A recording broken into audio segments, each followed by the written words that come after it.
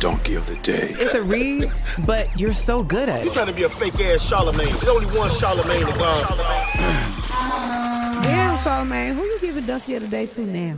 Well, donkey of the day for Thursday, September 26th goes to Brett Favre. Hey, y'all. My name is Leonard McKelvey, a.k.a. Charlamagne the God. I am your friendly neighborhood bad guy, and I am always willing to be the a-hole you need, unless, of course, that a-hole is needed at one of Diddy's freak-offs. Now, if you haven't heard, and you honestly may not have heard, because the media has done a great job of changing the narrative, Brett Favre testified at a congressional hearing this past Tuesday. Yes, he testified in front of the House Ways and Means Committee, which is investigating how states are spending money intended for needy citizens. Brett Favre is one of the people being sued by the state of Mississippi, and they are demanding repayment of the money. They are trying to recover $90 million, but he is one of more than 40 people who have been sued by the state of Mississippi. Mississippi is demanding repayment of money. They are trying to recover more than $90 million, okay? Brett Favre is denying that he knowingly misused federal welfare money, okay? According to auditors, though, in 2017 and 2018, Mr. Favre received $1.1 million in speaking fees for speeches he never gave.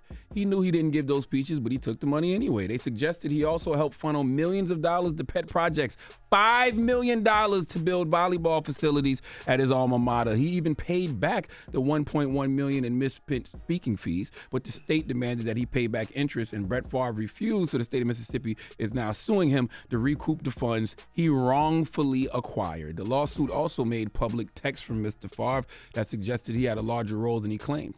Okay, in fact, Brett Favre says he was unjustly smeared in the news media, but text messages written by Mr. Favre and made public in court filings suggested that he was trying to hide his involvement. Let's go to KTLA 5 for the report, please. Newly revealed text messages filed in an ongoing civil lawsuit show Favre was part of a scheme that funneled at least $5 million of welfare funds to build a new volleyball stadium at the University of Southern Mississippi, where Favre graduated and his daughter played. The texts show former Mississippi Governor Phil Bryant pushed for the facility, despite denying close involvement. A friend of the former governor's wife, Nancy New, would submit a $5 million upfront lease to use the university's athletic facilities for her nonprofit's programming, ostensibly for needy families, in exchange for offices inside the new volleyball complex. Former welfare agency director John Davis approved $4 million immediately. Favre, texting in gray, tells New that the governor has seen the proposal, but hint, hint, you need to reword it to get it accepted. I really feel like he's trying to figure out a way to get it done without actually saying it, says Favre of the former governor. Favre also received $1.1 million in welfare funding through the Mississippi Community Education Center for speaking at events he never showed up to. Favre asks New, if you were to pay me, is there any way the media can find out where it came from and how much? If you were to pay me, is there any way the media can find out where it came from and how much? I don't see how you can send a text like that but then claim at a hearing on Tuesday, I had no way of knowing that there was anything wrong with how the state funded the project. If you didn't think it was anything wrong with how the state was funding the project, then why would you care if the media found out where the money came from or how much? Now, why am I telling y'all this story? Because a lot of folks probably didn't know Brett Favre was testifying in a congressional hearing Tuesday because he's being accused of helping to divert funds meant for low-income residents, because Brett Favre decided to use the hearing to announce that he has Parkinson's disease. Can we go to CBS News to listen to what he had to say? Former Green Bay Packers quarterback Brett Favre dropped a bombshell today while testifying before Congress. The 54-year-old revealed he is battling Parkinson's disease.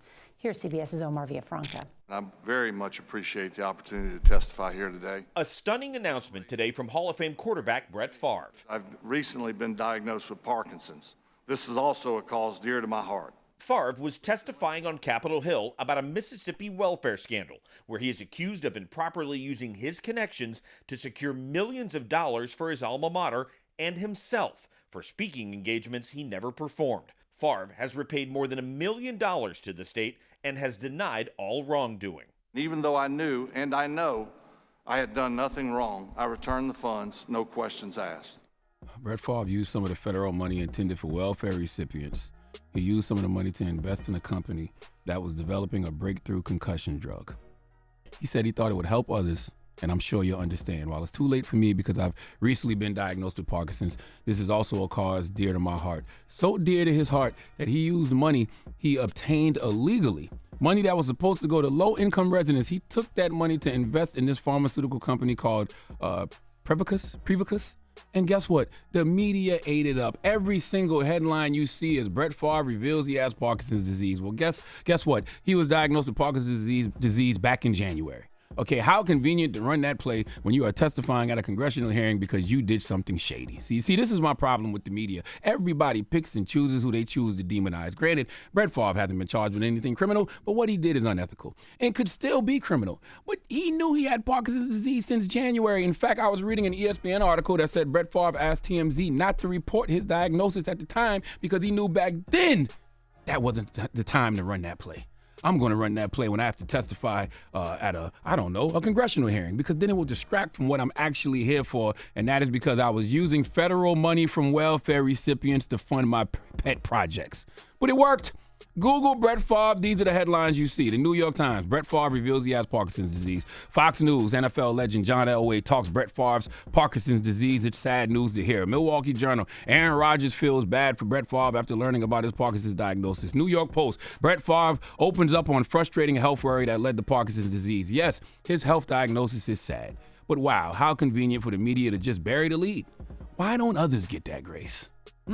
NBC News says Brett Favre's Parkinson's diagnosis renews questions about football and brain disease. How about Brett Favre's testimony at welfare reform hearing renews questions about how the rich keep getting richer and the poor don't get a devil damn thing?